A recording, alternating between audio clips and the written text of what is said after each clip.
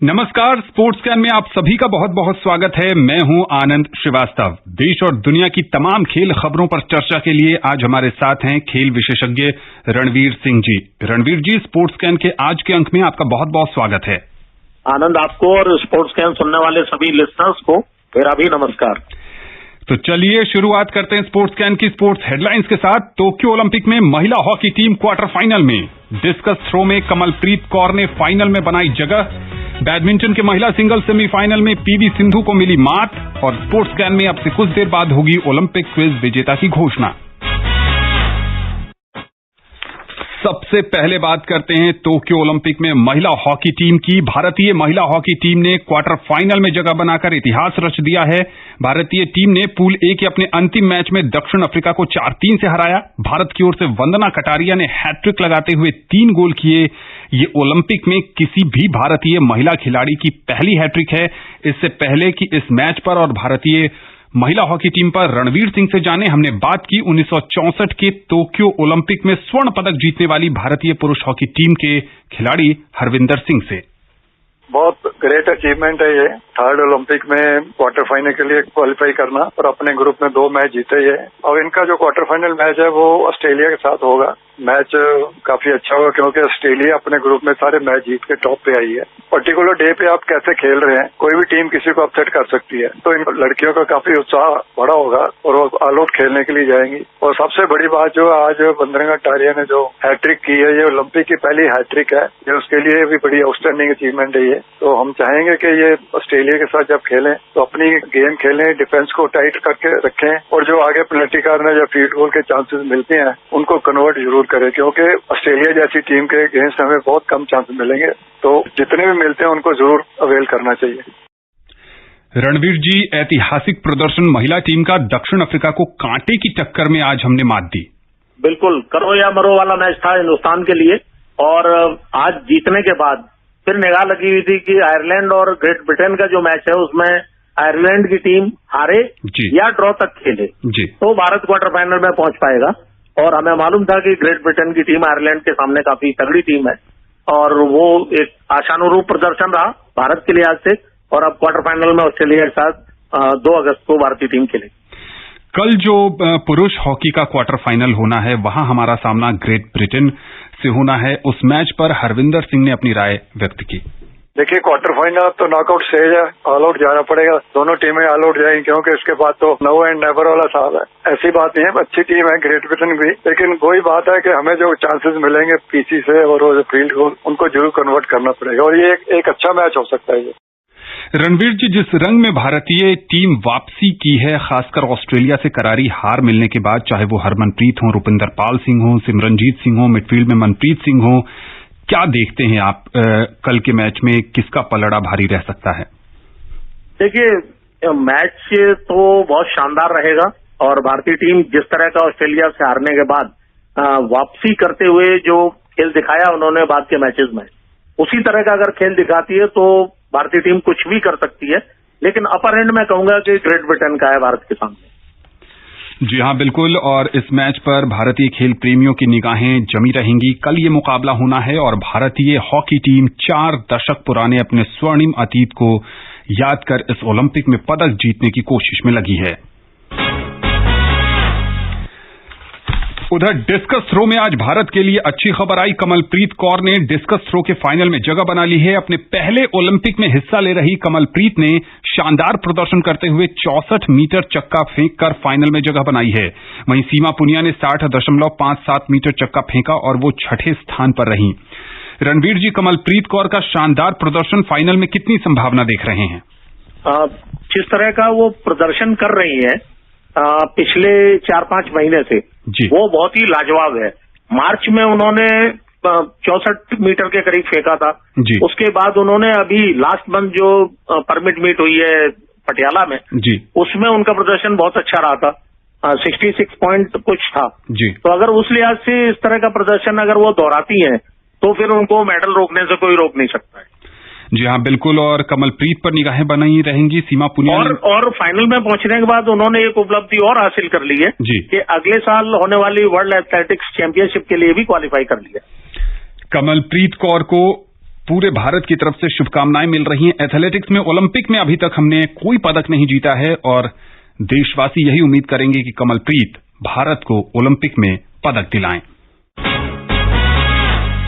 आज तमाम भारतीय खेल प्रेमियों की निगाहें बैडमिंटन कोर्ट पर टिकी थीं। वहां से निराशा हाथ लगी। भारतीय बैडमिंटन स्टार पीवी सिंधु महिला सिंगल्स के सेमीफाइनल में चीनी ताइपे की ताई जू इंग से हार गईं। इसी के साथ टोक्यो ओलंपिक खेलों में स्वर्ण पदक जीतने का उनका सपना टूट गया। रियो ओलंपिक की रजत पदक विजेता सिंधु ने ताई जू के खिलाफ पहले गेम में कड़ी चुनौती पेश की, लेकिन अंत में उन्हें 40 मिनट तक चले मैच में 18-21, 12-21 से हार का सामना करना पड़ा। रणवीर जी, पहले से ही कहा जा रहा था कि ताई जू इंग जो हैं वो अपने डिसेप्शन के लिए बहुत फेमस हैं और इस मुकाबले में भी कुछ शानदार शॉट्स देखने को मिले। पहले गेम में कांटे की टक्कर थी, दूसरे गेम में ऐसे लगा कि ताई जू इंग ने सिंधु को चारों खाने चित कर दिया। बिल्कुल, आपने जैसा कहा कि उनका जो डिसेप्टिव गेम है वो डिसेप्टिव तो है ही है जी। जब वो अटैक पे आती हैं तो फिर वो पानी पिला देती हैं सामने वाला प्रतिद्वंदी कोई भी हो, चाहे कैरोलिना मारिन हो जो कि इस ओलंपिक में नहीं खेल रही है चोट की वजह से, चाहे कोई दूसरा खिलाड़ी हो जी। और कल क्वार्टर फाइनल मैच में यामागुची के खिलाफ दूसरे गेम में जिस तरह से करो या मरो वाला गेम हो गया था जी। और लग रहा था कि शायद तीसरे गेम तक जाएगा, तो किसी तरह फिनिश तो किया जी। लेकिन बहुत सारी एनर्जी लगता है वहीं निकल चुकी थी, दम निकल चुका था कह सकते हैं। हालांकि जीवट की धनी खिलाड़ी है हमारी पीवी सिंधु जी। और आज सेमीफाइनल में मैं समझ रहा था कि उनके जीवन का सबसे टफ मैच होने वाला है जी। और उसी तरह का रिजल्ट रहा जी। और कल ब्रॉन्ज मेडल मैच जो होगा जी हे बिंग जियाओ के खिलाफ जी, वो भी मैं कह सकता हूँ आसान नहीं होगा जी, टफ मैच होगा वो। बिल्कुल, ही बिंग जियाओ को हार का सामना करना पड़ा है। उन्हीं की देश यानी चीन की चेन यू फेई ने उन्हें पहले सेमीफाइनल में 21-16, 13-21, 21-12 से हराया। सिंधु का डिफेंस इस बार काफी मजबूत दिखा इस ओलंपिक में। उन्होंने अपने नेट प्ले में भी बहुत ज्यादा सुधार किया। लेकिन रणवीर जी, आज के मैच में जो चीज देखने को मिली और पिछले कुछ समय से सिंधु के खेल की ये खामी बनती जा रही है कि डाउन द बेस लाइन जो जजमेंट है वहां वो बहुत कंफ्यूज्ड रहती हैं, कई बार शटल छोड़ देती हैं और आज फिर भी नहीं तो कम से कम 5 अंक उन्होंने जजमेंट बेस लाइन पर गंवाए हैं। बिल्कुल, दूसरे गेम की खासकर अगर हम बात करें जी। तो जिस तरह से बेसलाइन पे चाहती तो वो शटल को वापस भेज सकती थी जी। लेकिन वो जो आपने जजमेंट वाली बात कही, पहले से ये कहा जा रहा था कि उनको जजमेंट में परफेक्ट होना पड़ेगा जी। जिस शटल को वो छोड़ती हैं पता लगता वो उनके कोर्ट में ही गिर गई जी। तो वो नहीं होना चाहिए। और ठीक है, कोई भी इंसान अपनी तरफ से कोशिश करता है और पीवी सिंधु का जैसा कि आपने भी कहा पिछले 2-3 साल में उन्होंने बहुत ज्यादा इंप्रूवमेंट किया अपने गेम में और कल के मैच से पहले वो बिल्कुल कंप्लीट खिलाड़ी लग रही थी। कल किसी तरह से उन्होंने सेकंड गेम अपना निकाला और आज सेमीफाइनल में आई, लेकिन मैच की शुरुआत से ही उनके चेहरे पे वो स्टिफनेस, वो थकान और वो एक जो हार का डर होता है ना, वो साफ झलक रहा था। बिल्कुल, दुनिया की नंबर 1 खिलाड़ी हैं ताई जू इंग। ओलंपिक में उनको दूसरी वरीयता मिली है। ये अलग बात है कि अब तक वो ओलंपिक के सेमीफाइनल में जगह नहीं बना पाई थी। उन्होंने भी अपने लिए एक इतिहास बनाया है, फाइनल में पहुंची है। दूसरी तरफ सिंधु लड़कर हारी हैं। सिंधु से उम्मीद अब भी है कि वो इस ओलंपिक में कल अपना मुकाबला जीतकर कांस्य पदक जीतेंगी, तिरंगे का मान बढ़ाएंगी। हाँ, बिल्कुल। मुक्केबाजी की बात करें तो भारतीय महिला मुक्केबाज पूजा रानी को टोक्यो ओलंपिक के क्वार्टर फाइनल मुकाबले में चीन की ली कियान के हाथों 5-0 से हार का सामना करना पड़ा है। पूजा ओलंपिक में पदक हासिल करने से एक कदम दूर थीं। अगर वो ये मुकाबला जीत जाती तो देश के लिए कम से कम कांस्य पदक पक्का कर लेती, लेकिन कियान ने उन्हें एक तरफा मुकाबले में पराजित कर दिया और पूजा के हार के साथ ही उनसे पदक लाने की उम्मीद धूमिल हो गई। रणवीर जी, जब ये बाउट शुरू हुई और शुरू से ही ली कियान ने बढ़त बना ली और दूसरे दौर के बाद कहीं ना कहीं पूजा पर थकान भी हावी होती नजर आई। थकान भी हावी होती नजर आई और जैसा कि आपने कहा वो शुरुआत से ही अटैकिंग मोड में थी और वो आखिरी तक उन्होंने अपने उस अटैक को जारी रखा और पूजा को एक तरफा मुकाबले में हरा करके बाहर किया। पुरुष मुक्केबाजी की बात करें तो दुनिया के नंबर 1 मुक्केबाज अमित पंघल ने भी आज निराश किया। अमित पंघाल को कोलंबिया के यूबेर जन रिवास के हाथों 1-4 से हार का सामना करना पड़ा। अमित पदक के प्रबल दावेदार थे। अपनी वेट कैटेगरी में वो दुनिया के नंबर 1 मुक्केबाज हैं। रणवीर जी, जितनी उम्मीदों के साथ भारतीय पुरुष मुक्केबाजी टीम गई थी उस पर अब तक टीम खरी नहीं उतरी है। सतीश कुमार ही एक अभी सिर्फ लोन वॉरियर के रूप में बचे हैं। क्या कहेंगे आज के प्रदर्शन के बारे में? बिल्कुल, अमित पंघल का भी सूरत हाल उसी तरह का रहा जिस तरह से हमारी शूटिंग टीम में तमाम शूटर्स में से 2 या 3 शूटर्स वर्ल्ड नंबर 1 थे, 2-3 शूटर्स वर्ल्ड नंबर 2 थे, और पिछले 3-4 साल से जिस तरह से शूटर्स परफॉर्मेंस दे रहे थे तो हर आदमी यही कह रहा था कि कितने मेडल आएंगे जी। तो सवाल ये था, मेरा जवाब ये हमेशा होता था, आज भी ये है कि वो जो परफॉर्मेंस अपनी देते रहे थे अगर उसके आसपास भी होते तो 2 या 3 मेडल जरूर आ सकते थे, लेकिन ऐसा हो न सका। उनके लिए कह सकता हूं कि वो बिल्कुल नए थे, यंग थे, 18-19 साल की उनकी एज है, तो अगले ओलंपिक में वो यहाँ की हार से सबक लेते हुए, चीजें सीखते हुए बेहतर करेंगे। और जहां तक अमित की बात करें, अमित भी वर्ल्ड नंबर 1 है, लेकिन जिस तरह का मुकाबला आज रहा उसमें कहीं लगा ही नहीं कि वो वर्ल्ड नंबर 1 है। बिल्कुल छटते चले गए, और जिस तरह से वो पंच लग रहे थे उनके ऊपर, उसका उनके पास कोई जवाब नहीं था। और रणवीर जी, एक चीज आपने भी मार्क की होगी, जितने भी भारतीय बॉक्सर्स रिंग में उतरे हैं दूसरे दौर के अंतिम मिनट में और तीसरा पूरा दौर अगर हम काउंट कर लें तो उनकी फिटनेस पर भी सवालिया निशान खड़ा हो रहा है। दूसरे मुक्केबाजों के सामने वो बेदम नजर आने लग रहे हैं, और जो इंड्योरेंस मुक्केबाजी में बहुत बड़ी बात कही जाती है वहां भी वो लैग कर रहे हैं। बिल्कुल, आपने बिल्कुल सही पॉइंट पकड़ा है, और ये देखना होगा कि ऐसा क्यों हो रहा है कि आप पहले राउंड में ही इस तरह से हार रहे हैं। ऐसा लग रहा है कि आप कई दिन से लगातार आप बॉक्सिंग करते चले आ रहे हैं। बिल्कुल ठीक। तो ऐसा होना नहीं चाहिए था, जो ये बड़ा सरप्राइजिंग है कि शब्द कहूंगा। जी हाँ, बिल्कुल। और मुक्केबाजी में सतीश कुमार हैं, कल उनसे उम्मीदें होंगी, वो अपनी वेट कैटेगरी में मुकाबले के लिए उतरेंगे। अगर वो जीत जाते हैं तो फिर पदक की उम्मीद भी बढ़ जाएगी। लेकिन आज पूजा रानी और अमित पंघाल से भारतीय खेल प्रेमियों को निराशा हाथ लगी। भारतीय निशानेबाज अंजुम मुदगिल और तेजस्विनी सावंत ने ओलंपिक में महिलाओं की 50 मीटर राइफल 3 पोजीशन स्पर्धा में 15वें और 33वें स्थान के साथ फाइनल्स में जगह बनाने में नाकाम रही। ओलंपिक से पहले शानदार प्रदर्शन करने वाली भारतीय निशानेबाजी टीम का खराब प्रदर्शन जारी है, जहां सौरभ चौधरी को छोड़कर किसी भी प्रतिभागी ने फाइनल्स के लिए क्वालिफाई नहीं किया।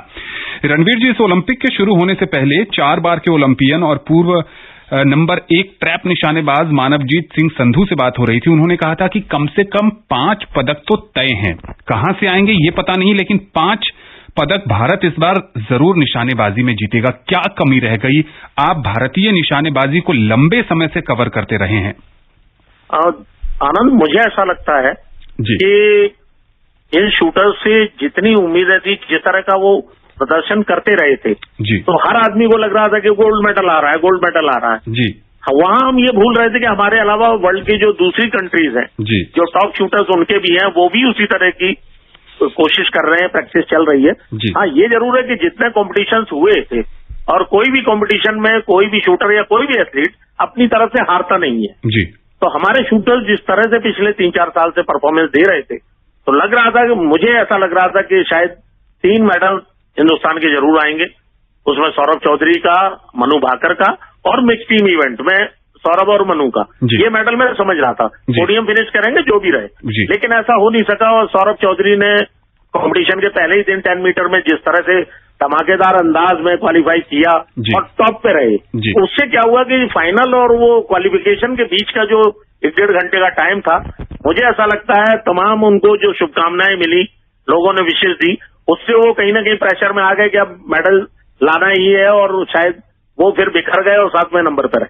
जहां तक मनु भाकर की बात है, मनु भाकर ने अपने सारे इवेंट्स में, चाहे वो 10 मीटर एयर पिस्टल हो, चाहे 25 मीटर पिस्टल हो, चाहे मिक्स टीम इवेंट हो, तीनों में ही वो 2-2 पॉइंट से वो क्वालिफाई करने से रह गई।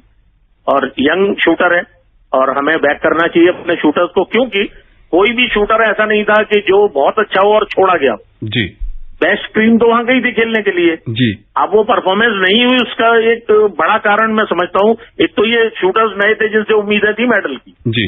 तो दूसरा ये है कि मेंटल ट्रेनर एनआरआई को आप रखना होगा साथ में जी। कि आप कोचेस दे रहे हो, तमाम तरह की फैसिलिटीज दे रहे हो, ट्रेनिंग बाहर करवा रहे हो, लेकिन मेंटल ट्रेनर की भी जरूरत है कि इस तब टाइम में जब आप ओलंपिक जैसे मंच पर खेल रहे हैं, तब टाइम में अपने नर्व्स को कैसे कंट्रोल करें और साधते हुए निशाने लगाएं, उसके लिए मुझे लगता है कि मेंटल ट्रेनर की बहुत सख्त जरूरत। बिल्कुल। और मनु भाकर ने इन खेलों के अपनी स्पर्धा के समापन के बाद एक संवाददाता से बातचीत में कहा था कि मैं ये सोच रही थी कि अगर जीत जाऊंगी और भारत जाऊंगी तो किस तरह का जश्न होगा, मेरा किस तरह से स्वागत किया जाएगा, और अगर मैं इन खेलों में फ्लॉप हो गई तब लोगों का कैसा रिएक्शन होगा। तो बिल्कुल रणवीर जी, आप सही कह रहे हैं कि मेंटल ट्रेनर की जरूरत है।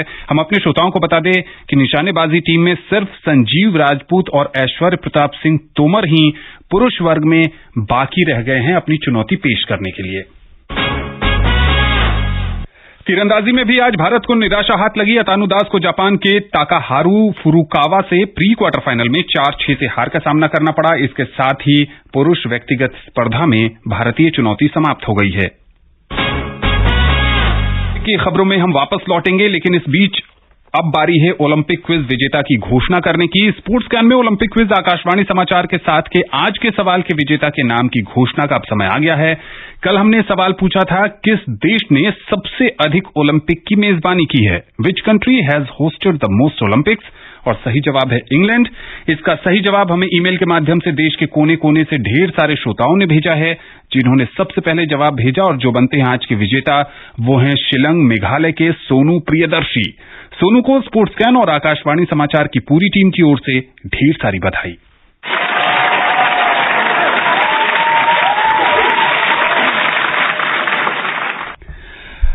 सोनू नेत्रहीन हैं और उसके बाद भी आकाशवाणी के साथ उनका लगाव वर्षों का रहा है। आकाशवाणी समाचार से बातचीत में सोनू ने ओलंपिक क्विज के विजेता बनने पर आकाशवाणी का आभार व्यक्त किया और खिलाड़ियों को टोक्यो ओलंपिक में बेहतर प्रदर्शन के लिए शुभकामनाएं दी।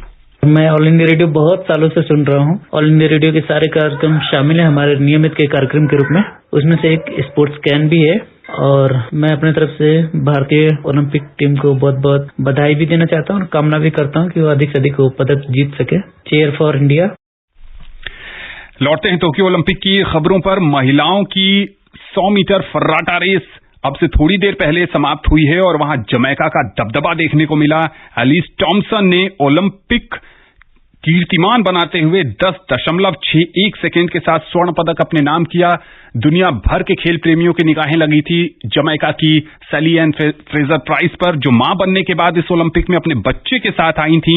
सोशल मीडिया पर उनकी तस्वीरों ने धमाल मचाया था। वो 10.74 सेकेंड की समय के साथ दूसरे स्थान पर रहीं और जैक्सन जमैका की ही वो 10.76 के सेकेंड के समय के साथ तीसरे स्थान पर रहीं।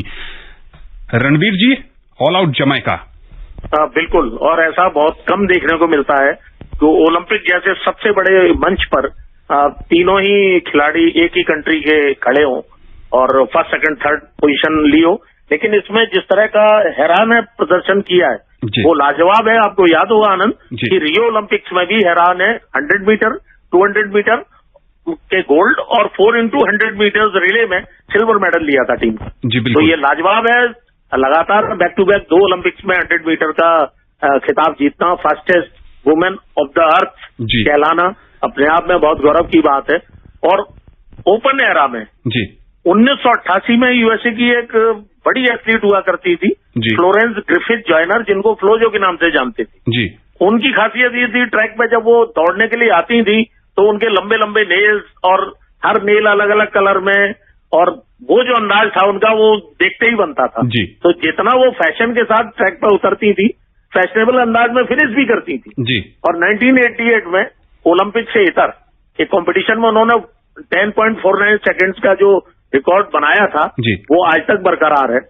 और ये आज का जो है सेकंड फास्टेस्ट ओपन एरा का टाइमिंग दिया है हैरान है, ये बहुत बड़ी बात। बिल्कुल। और चलते चलते हम अपने श्रोताओं को बता दें कि दुनिया के नंबर 1 टेनिस खिलाड़ी सर्बिया के नोवाक जोकोविच का आज दिल टोक्यो में टूट गया। वो कांस्य पदक का मुकाबला हार गए। वो गोल्डन स्लैम हासिल करने के लिए यहां उतरे थे, लेकिन कल अलेक्जेंडर ज़्वेरेव ने उन्हें हराकर बाहर का रास्ता दिखाया था। रणवीर जी, अब समय नहीं है कि आपसे किसी और खबर पर चर्चा की जा सके। आकाशवाणी के इस खास कार्यक्रम से जुड़ने के लिए आपका बहुत बहुत शुक्रिया। स्पोर्ट्स कैन का आज का अंक यहीं समाप्त होता है। पूरी टीम को दीजिए अनुमति और हम आपको बता दें कि आकाशवाणी और दूरदर्शन डीडी स्पोर्ट्स चैनल के माध्यम से ओलंपिक का व्यापक प्रसारण किया जा रहा है। पूरी टीम को दीजिए अनुमति। नमस्कार।